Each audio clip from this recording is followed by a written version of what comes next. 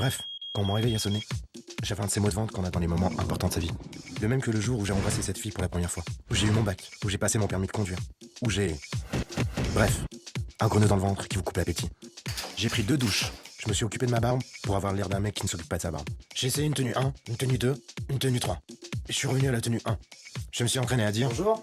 À sourire, à montrer que je suis un mec sympa. Un mec sympa, toi. J'ai sauté dans ma voiture, direction mon nouveau boulot. Soudain, j'ai ressenti la même chose qu'un mois auparavant. C'était le jour de mon entretien. Le jour où j'avais explosé mon réveil tellement j'étais stressé. Où j'ai pris 2 douches, où je me suis occupé de ma barbe pour avoir l'air d'un mec qui ne s'occupe pas de sa barbe. Pendant mon entretien, la DRH m'a demandé quels étaient mes plus grands défauts. J'hésitais entre ultra têtu, impulsif et dépensier. T'es-tu impulsif, dépensier? Puis m'a demandé ma plus belle qualité. Et j'ai dit... Les jambes. Elle a ri. Sur mon CV, elle a noté le mot humour, avec un plus devant. Je ne savais pas comment le prendre. Elle m'a dit... Vous faites du basket? Elle m'a lancé sur le sujet. Le basket, j'adore. Hier, d'ailleurs, une petite anecdote. Je tombe, je dégringole. Je ne m'arrêtais plus de parler. Je marque. J'ai marqué, je sauve l'équipe. À la fin, elle m'a dit... Moi, bien pour aujourd'hui, Samira. Non, moi c'est Samir. Elle a ri. Elle a écrit un autre plus sur mon CV. Et m'a dit... Merci. On vous rappellera bientôt. Et pour la première fois de ma vie, j'ai compris. Merci. C'est dans la poche. 2 jours après, mon téléphone a sonné. J'ai répondu. Allô? Bonjour Samir, C'était la DRH. on vous prend. Je dis. J'ai rien pu dire. J'ai sauté de joie. Façon de parler. 1 semaine plus tard, j'avais rendez-vous avec ma responsable et un ergonome.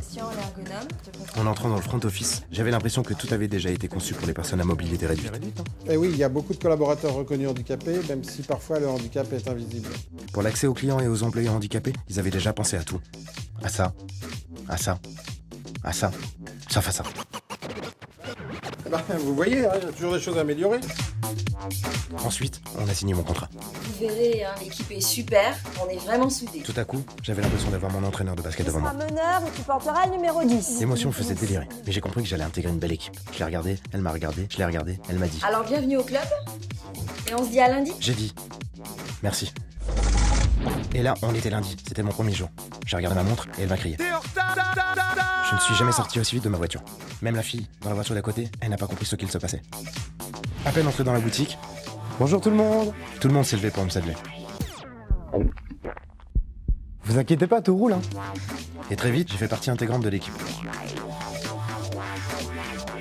Un jour, une cliente s'est énervée. C'est pas possible, j'ai la polio ou quoi? Attendez, c'est moi qui ai la polio. Je l'ai regardée, elle m'a regardé, je l'ai regardée, elle m'a regardé, je lui ai souri. Elle a fini par me sourire. Samir, tu peux passer la pochette 3 s'il te plaît en haut? Je veux bien, mais ramène-moi un escabeau. Ça, c'était plutôt bon signe. Bref, je suis vendeur Bouygues Télécom.